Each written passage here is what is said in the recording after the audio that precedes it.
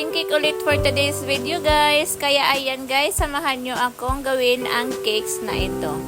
So mag-start tayo sa pagkat ng gagamitin natin na chocolate, dark chocolate na Barrels chocolate compound. I-chop natin siya ng maliliit na size para madali lang siyang matunaw. So yung chocolate natin super tigas niya, kaya ayan nahihirapan akong i-cut. Maglalagay ako ng 1 and 1/2 cup na hot water. So bali i-melt natin siya. Bali water ganache yung gagawin natin ngayon guys. Ito bali yung gagamitin ko pang filling sa cake, sa wedding cake na gagawin natin or didekoritan natin ngayon. So ayan, pagkabuhos ng mainit na tubig, kailangan lang siyang halo-haloin ng mabuti hanggang sa lumambot yung chocolate. Pagka hindi pa talaga siya totally mag-melt, pwede mo naman siyang isalang sa apoy. Dapat mahina lang yung apoy, tapos halo-haloin lagi para hindi din siya masunog. At dahil ready na yung chocolate, so ayan, nag-start na din agad ako sa pag-assemble ng cake. So yung cake natin guys, chilled yan overnight, at yung ating chocolate ganache naman is super mainit pa yan. That's okay guys.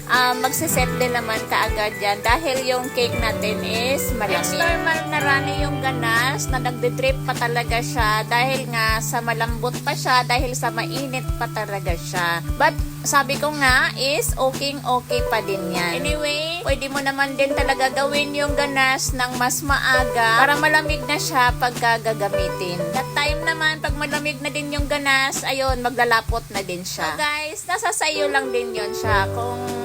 Kung may time ka na i-ready agad ng maaga yung ganache, yun din ang mas mabuti. Ayan, so nag-assemble ako dito ng 2-tier cake, size 8x5 and 6x5. At since wala akong nakabake na 6x2 inches na mga cakes, so ang ginamit ko dito is yung square cake ko. So pinagkakat ko na lang siya gamit ng kutsilyo, 'di ba? Kanina nakita nyo naman 'yon. So sinukat ko lang siya sa cake board na 6 inches round din para sukat talaga siya. Nagtusok naman ako ng 2 barbecue stick mula sa taas hanggang sa baba. Support bali yan sa pundasyon ng ating cake na hindi siya matumba. At kung mapansin nyo, medyo tabingi yung layer ng cake sa itaas. Yung pinaka-top talaga niya. So that's okay guys. I-adjust na lang natin siya sa icing.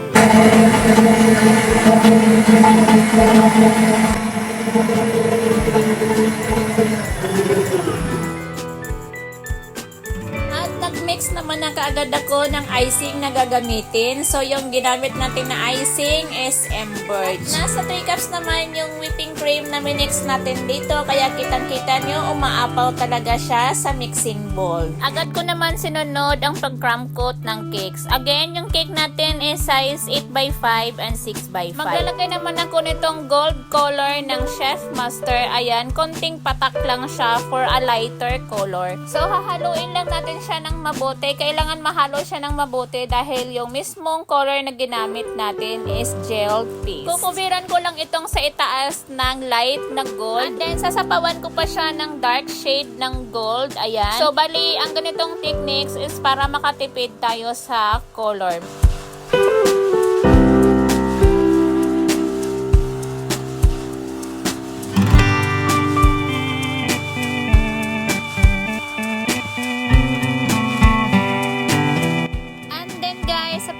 Icing, ayan, naglalagay din ako ng mas maraming patak ng gold color para ma-achieve natin yung dark shade. At isasapaw ko siya dito sa naunang coat ng icing. Ayan, so manipis lang siya. Ayan, ang importante is mag-dark yung color niya. That's enough. Tapos ang matitirang icing is yun naman din ang ipapipe ko mamaya sa cupcakes. Dito naman sa lower parts ay naglagay ako ng light shade ng icing. Papakinisin ko lang siya, tapos mamaya is mag-airbrush ako ng royal blue. Ang motif kasi ng wedding is royal blue and gold. At wala naman pinigay si client na sample na paggagayahan ng cake. So, ako na naman bahala guys.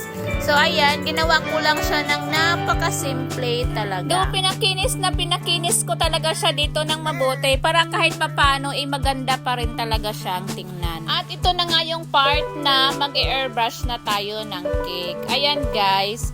Super dali talaga guys ang pag-color ng icing once nagagamitan natin siya ng airbrush. Walang kahirap-hirap At super bilis din siyang ma-achieve. Achieve kaagad ang dark color in just a few minutes. Sa mga nagtatanong kung saan ko nabili ang airbrush, guys, nabili ko po ito sa Rapski for 3,000 pesos. At wala po siyang brand, guys. Wala pong tatak or walang nakalagay doon sa box kung anong brand ito. Basta punta na lang kayo ng Rapski at meron po doon available po ang airbrush. 3,000 pesos po ang bili ko niyan, and electric po siya, guys, ha. Tapos sensored po ang pag-on niya. Pumupunta ako dito sa lababo pagka nag-airbrush ako dahil nga yung color talaga, once na naka-on siya, ayun, magtilamsit talaga kung saan-saan makarating yung color. Scattered talaga siya everywhere. So at least doon sa lababo, madali lang kasi siyang punasan, madali lang siyang linisan. So ayan, naglalagay na ako ng details ng cake. Naglagay muna ako nitong belt. Ayan siya, guys. So nasa 1/2 inches yung kalapad ng belt na iyan.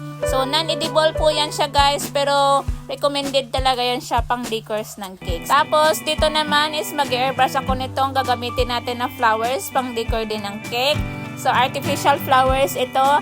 At since wala naman akong mabili ng ready to use na royal blow na flowers, so, ayan, remedyohan natin gamit ng airbrush. Mag-airbrush tayo para magiging royal blue siya. Ganun ka-convenient ang meron airbrush. Napapadali yung trabaho natin at nasusolusyonan natin ng walang kahirap-hirap. Kaya guys, mag-invest na din kayo. Super sulit nito, guys.